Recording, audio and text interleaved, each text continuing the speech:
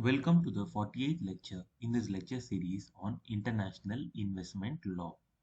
In the last lecture, whose link is in the description below, we looked at the principle of exhaustion of local remedies or ELR. In this lecture, we delve a bit deeper into the ELR rule.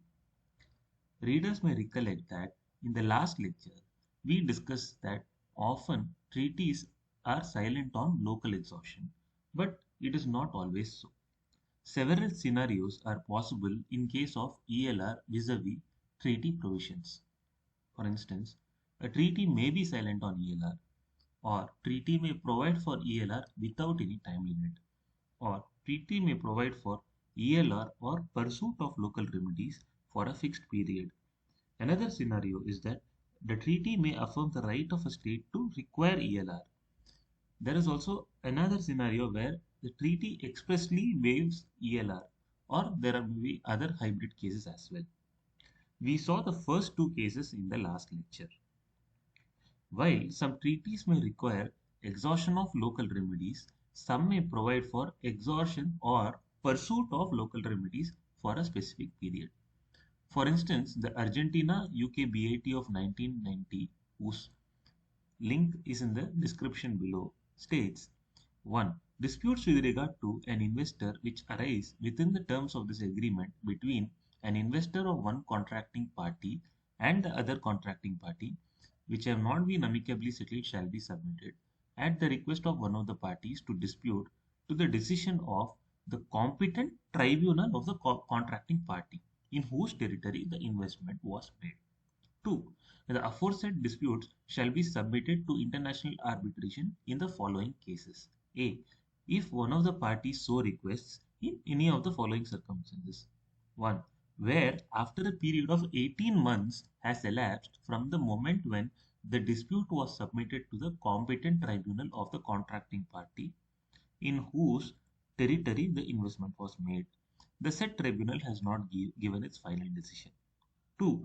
Where the final decision of the aforesaid mentioned tribunal has been made but the parties are still in dispute. So, in these two circumstances, the party may go to an international arbitration tribunal under the treaty. What are the two circumstances? That is, a period of 18 months has elapsed after the dispute was submitted to the competent tribunal in the host state, but no final decision has been rendered. Second is, parties are still in dispute after the final decision. Now, let us come to another example. Indonesia Korea BIT of 1991 provides for pursuit of local remedies for a specific time.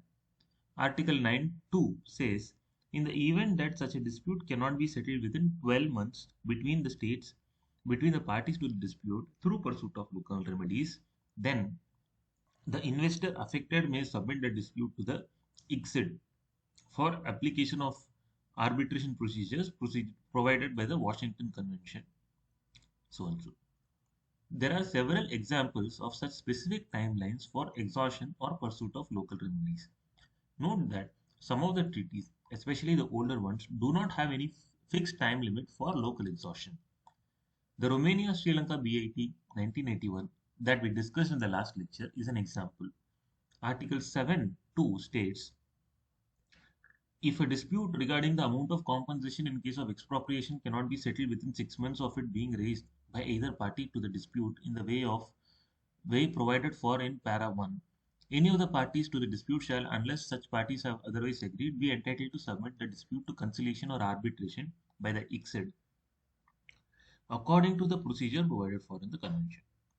Now, this is important. However, each contracting party hereby requires the exhaustion of local administrative or judicial remedies as a condition of its consent to conciliation or arbitration by the center. Rarely, some treaties affirm the right of the host state to require ELR but say no more about whether a defense can be set out after invocation of arbitration by the investor.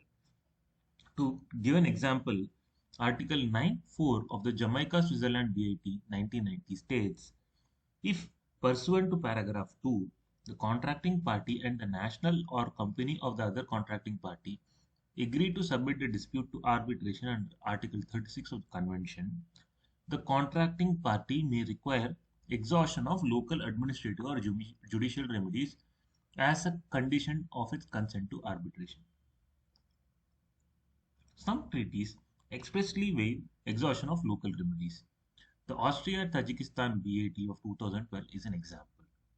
Article 15 provides each contracting party hereby gives its unconditional consent to the submission of a dispute to international arbitration in accordance with this part.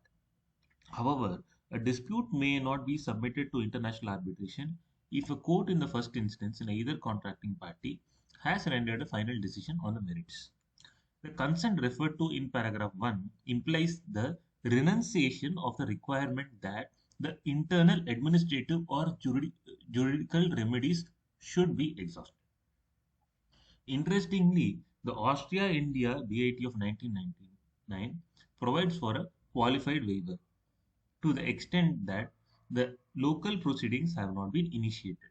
Article 9(4) states, in case of arbitration provided for under paragraph 3, the contracting party shall not require the exhaustion of domestic, administrative, or judicial remedies unless proceedings have been initiated thereunder.